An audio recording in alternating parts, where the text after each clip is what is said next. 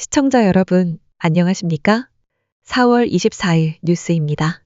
트럼프 대통령이 오늘 시민들의 삶과 밀접한 관련이 있는 7건의 행정명령에 서명했습니다. 그 중에서 2가지를 중심으로 오늘 뉴스 시작하겠습니다. 트럼프 대통령이 미국 경제의 재도약을 위한 대규모 인재 전략을 발표하며 새로운 행정명령에 서명했습니다. 이번 명령은 연방 직업훈련 시스템을 전면 재정비해 미국 노동자가 세계 최고 수준의 기술과 일자리를 갖추도록 뒷받침하겠다는 내용을 담고 있습니다.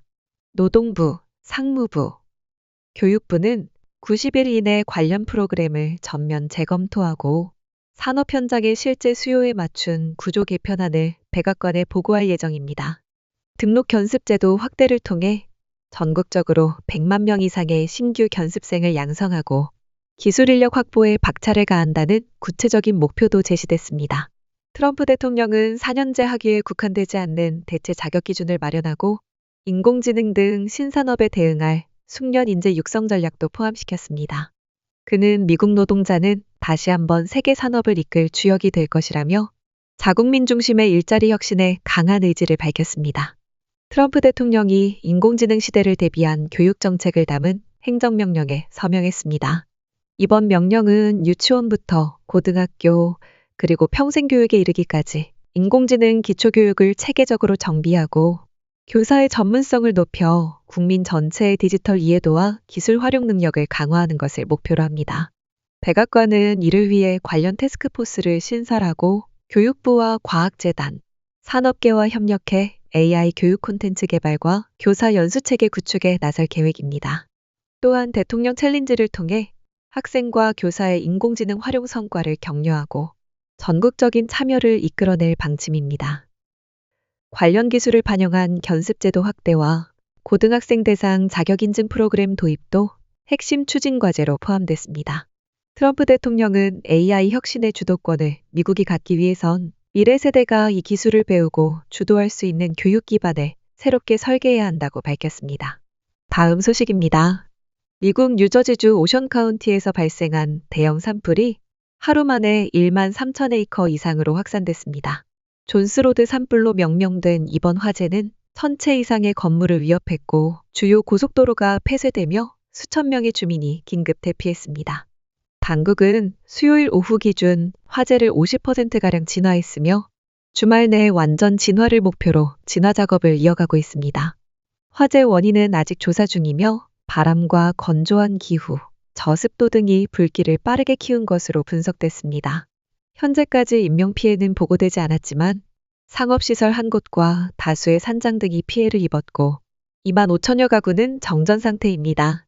뉴저지주 환경부는 이번 산불은 지난 20년간 발생한 화재 중 최대 규모가 될 수 있다고 밝혔습니다.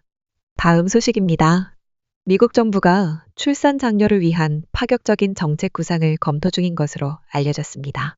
핵심은 아이를 낳은 산모에게 $5,000, 우리 돈 약 700만 원을 현금으로 지원하는 베이비 보너스 제도입니다. 이와 함께 기혼자에게 장학금 우선 배정, 생식 건강 교육 강화, 출산율 높은 지역에 교통 예산 우선 배정 등 다양한 아이디어도 논의되고 있습니다. 배경에는 지난해 미국의 출산율이 여성 1인당 1.62명까지 떨어지며 역대 최저치를 기록했다는 위기감이 자리 잡고 있습니다. 전문가들은 단순한 현금 지원보다 양육 환경 개선과 사회 시스템 전반의 개편이 함께 이뤄져야 실질적 효과가 있다고 지적합니다. 이번 논의가 구체적 정책으로 이어질지 전 세계의 이목이 집중되고 있습니다. 다음은 한국 뉴스입니다. 한미일 국방당국이 북한의 핵과 미사일 위협에 공동 대응하기 위한 시뮬레이션 훈련을 5년 만에 재개했습니다. 이번 훈련은 지난 22일부터 이틀간 서울 용산 국방부 청사에서 열렸으며 가상의 상황을 설정하고 이에 대한 세 나라의 협력 방안을 집중적으로 점검했습니다. 이처럼 미국이 아닌 국가에서 3국 간 안보 대응 훈련이 열린 것은 이번이 처음으로 한국이 핵심 협의 무대가 됐다는 점에서도 의미가 큽니다. 이번 훈련은 지난해 싱가포르에서 열린 국방장관 회의에서 세 나라가 합의한 내용을 실제 논의로 옮긴 조치로 2020년 이후 처음으로 이뤄졌습니다. 국방부는 트럼프 2기 행정부 출범 이후에도 세 나라의 안보 협력은 변함없이 이어지고 있다고 밝혔습니다. 향후 열릴 고위급 회의에서도 세 나라 간 공조를 더욱 강화하기 위한 논의가 계속될 전망입니다. 다음 소식입니다. 문재인 전 대통령이 뇌물수수 혐의로 재판에 넘겨졌습니다. 검찰은 문 전 대통령이 직접 돈을 받은 사실은 없지만 대통령 직무와 밀접한 관련이 있는 대가성 행위가 있었다고 판단했습니다. 특히 이 사건은 박근혜 이명박 전 대통령 사건의 대법원 판례를 근거로 영향력 행사 여부와 무관하게 뇌물죄가 성립한다는 법리를 적용한 것으로 알려졌습니다.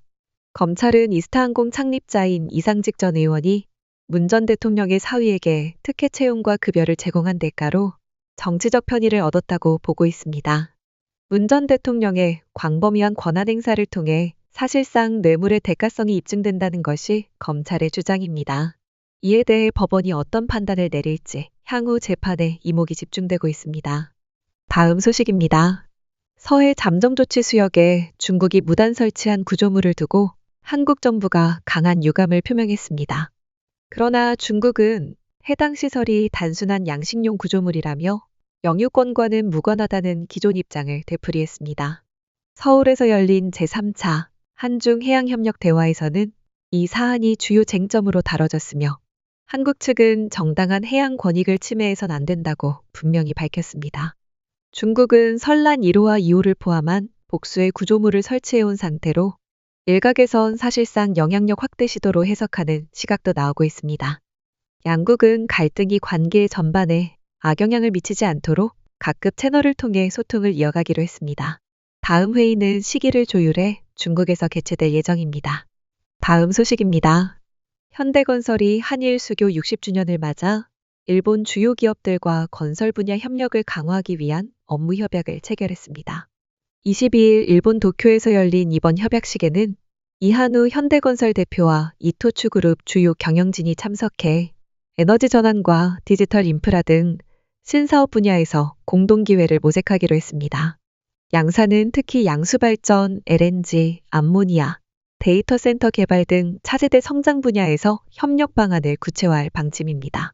현대건설은 이미 이토추 상사와 인도네시아 발전소 등 해외 프로젝트를 함께 진행 중이며 이번 협약은 협력 범위를 확장하는 계기가 될 것으로 보입니다. 또한 현대건설은 일본 대표 엔지니어링사 JGC, 도요 엔지니어링과도 만남을 갖고 고부가 가치 에너지 사업 확대를 논의했습니다.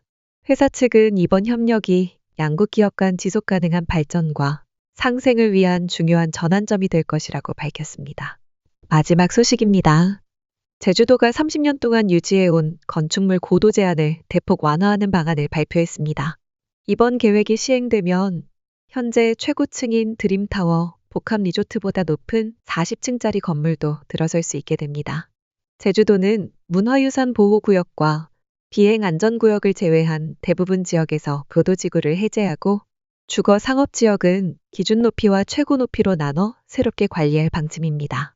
상업지역의 경우 최대 160m, 즉 40층 건축이 가능하며 기준을 초과할 경우에는 심의 절차를 거치게 됩니다.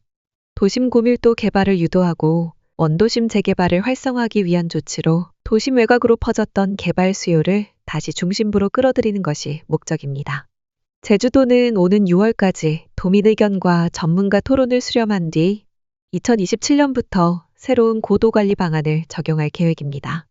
이상으로 오늘의 뉴스를 마칩니다. 시청해주셔서 감사합니다. 더욱 자세한 내용은 데일리SK.com에서 확인하실 수 있습니다.